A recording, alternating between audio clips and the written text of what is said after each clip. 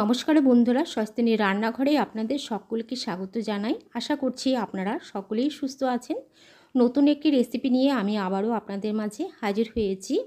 আজকে আপনাদের সঙ্গে ফুলকপির ডাঁটা আর পাতা দিয়ে আমি দুটো রেসিপি শেয়ার করব। আর প্রথমে বলে রাখি, এই রেসিপিটি আমি ডিসেম্বরে শ্যুট করেছিলাম, কিন্তু কিছু কারণের জন্য ভিডিওটি শেয়ার করা হয়নি। তো যাই হোক, আজকে আপনাদের সঙ্গে এই রেসিপিটি শেয়ার করছি। ফুলকপির ডাঁটা আমরা অনেকেই ফেলে দিই, আবার অনেকেই সাধারণত আমরা এই ডাঁটাগুলো দিয়ে চচ্চড়ি করে থাকি। আজকে আপনাদের সঙ্গে ফুলকপির ডাঁটা দিয়ে একটু অন্যরকম রেসিপিটি শেয়ার করব। তো ভিডিওটি প্রথম থেকে শেষ পর্যন্ত দেখার অনুরোধ থাকলো। আশা করছি আপনাদের ভিডিওটি ভালো লাগবে। তো যাই হোক বন্ধুরা, আমি এখানে 3টি ফুলকপি নিয়েছি, আর আপনারা দেখতে পেলেন ফুলকপির নিচের অংশটা আমি কেটে নিলাম। তারপর দেখুন, কচি পাতাগুলোকে আমি কেটে আলাদা করে রেখে দিচ্ছি। দেখতেই পাচ্ছেন বন্ধুরা, আমি ফুলকপির ডাঁটা থেকে যে কচি অংশগুলো যে রয়েছে, কচি পাতাগুলো, সেগুলোকে আমি আলাদা করে নিচ্ছি। আর তারপর কচি যে ডাঁটাটা রয়েছে, ডাঁটাগুলোকে আমি আলাদা করে নিচ্ছি। এই ডাঁটাগুলো দিয়ে আমি একটি রেসিপি তৈরি করব, আর পাতাগুলো দিয়ে আলাদা একটি রেসিপি তৈরি করব। এই যে দেখুন, আমি ডাঁটাগুলো আলাদা করে নিয়েছি, আর কচি পাতাগুলো আমি আলাদা করে নিয়েছি। তো সবগুলো আমি আলাদা করে নিয়ে আপনাদের সঙ্গে চলে এলাম। তো দেখতেই পাচ্ছেন বন্ধুরা, আমি পাতাগুলো আলাদা করে নিয়েছি, আর এই আমার ডাঁটাগুলো।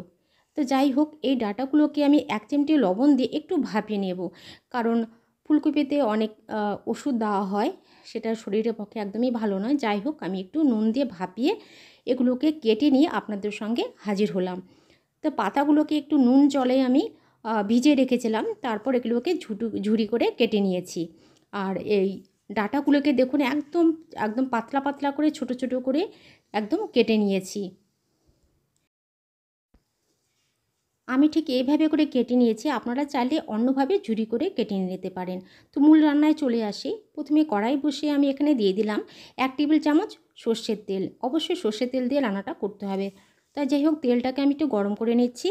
তেলটা খুব ভালোভাবে গরম হয়ে যাওয়ার পর ঝুরি করে কেটে রাখা কপির পাতাগুলো এর মধ্যে আমি দিয়ে দিচ্ছি। কপির পাতাগুলো দিয়ে দেবার পর এর মধ্যে আমি দিয়ে দেব কিছুটা পরিমাণ এখানে ধনে পাতা। সবই আপনারা আপনাদের পরিমাণ মতনই নেবেন। এখানে ধনে পাতাটা দিয়ে দেবার পর এখানে দিয়ে দিলাম গোটা কয়েক কাঁচা লঙ্কা। কাঁচা লঙ্কাটা দিয়ে দেব স্বাদ অনুযায়ী লবণ, আর দিয়ে দেব 1 চিমটি হলুদ গুঁড়ো। এবারে এগুলোকে 1-2 মিনিটের জন্য খুব ভালো করে নেড়ে নিচ্ছি, যতক্ষণ না পর্যন্ত ফুলকপির পাতা থেকে এক্সট্রা জলটা না শুকোচ্ছে, ততক্ষণ পর্যন্ত খুব ভালো করে দেখুন নেড়ে নিচ্ছি। তো দেখতেই পাচ্ছেন বন্ধুরা, 1-2 মিনিট বাদে ফুলকপির পাতা থেকে এক্সট্রা জলটা খুব ভালো করে শুকিয়ে গেছে। এবারে মাঝখান থেকে আমি এর মধ্যে দিয়ে দেব 1 চামচ কালো জিরে। অবশ্যই কালো জিরেটা দিতে হবে, কারণ কালো জিরে রয়েছে বহু গুণাগুণ, যা আমাদের শরীরের জন্য ভীষণই উপকারী। তো যাই হোক, কালো জিরেটা দিয়ে আবারও 1-2 মিনিটের জন্য একটু ভাজা ভাজা করে নেব। প্রথমেই কালো জিরে দেওয়া যেতে পারতো, কিন্তু আমি প্রথমেই কালো জিরেটা দিইনি, কারণ কালো জিরেটা দিয়ে বেশিক্ষণ ভাজলে অনেক সময় তেতো হয়ে যাওয়ার সম্ভাবনা থাকে। সেই জন্য আমি পাতাগুলোকে খুব ভালো করে ভেজে নেবার পর কালো জিরেটা দিয়ে 1-2 মিনিট একটু ভালো করে ভেজে নেবার পর আমি নামিয়ে নেব। তো দেখতেই পাচ্ছেন বন্ধুরা, ফাইনালি ভাজাটা আমার হয়ে গেছে। এবার আমি নামিয়ে নেব। তো দেখতেই পাচ্ছেন বন্ধুরা, নামিয়ে নিয়েছি।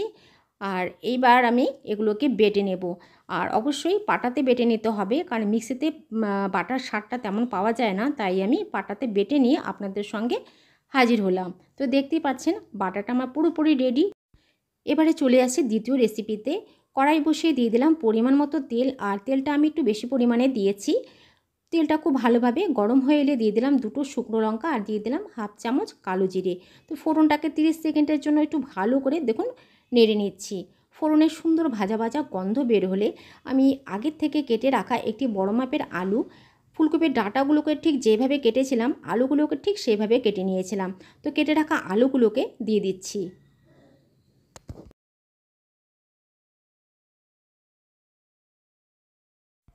আলুগুলো দেওয়া হয়ে গেছে। এবারে দিয়ে দিচ্ছি স্বাদ অনুযায়ী লবণ, আর দিয়ে দিচ্ছি হলুদ গুঁড়ো।